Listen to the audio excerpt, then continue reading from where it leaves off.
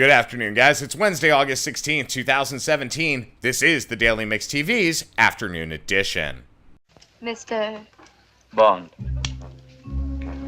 James Bond. Daniel Craig, will you return as James Bond? Yes.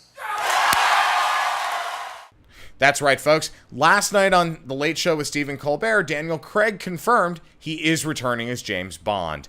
The multi-billion-dollar franchise has been under fire in the last couple of years, with Craig telling people he would never go back to the iconic role because it's just too much on his body and his life.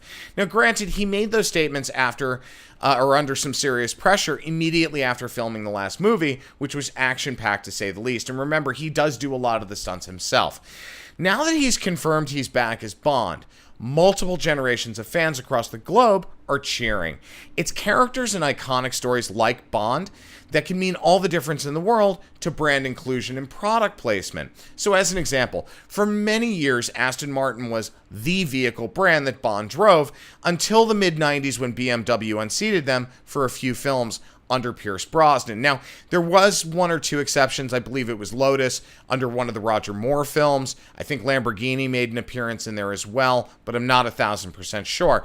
Aston Martin did make a comeback with the Bond franchise during the last Pierce Brosnan helm film, Die Another Day, in 2002.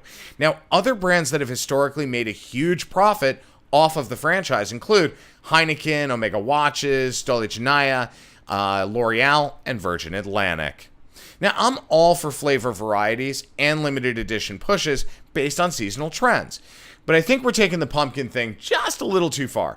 I guess the trend of over-following trends is still red hot.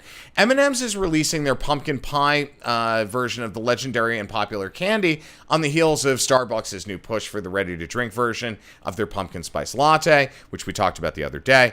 The pumpkin spice Milano cookies from Pepperidge Farm, pumpkin spice Cheerios, and pumpkin spice Coffee Mate from Nestle. It's to the point of just ridiculousness now.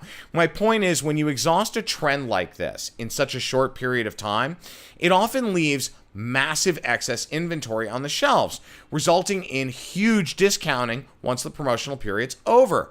Now, with as many pumpkin spice brand variants as there are on the market right now, this is going to be one hell of a fall season for consumer packaged goods.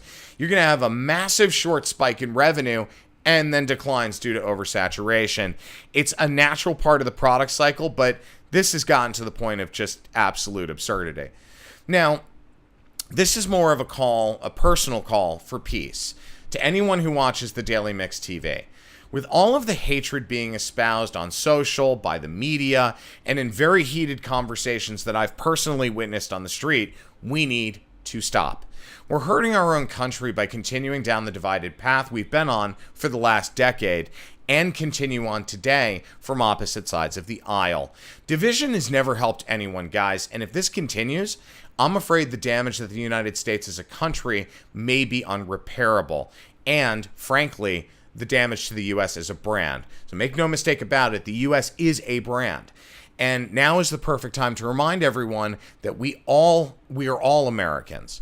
Each side needs to come to the middle and have a healthy and productive conversation, not this constant spewing of accusations and divisive language across the aisle. It doesn't work.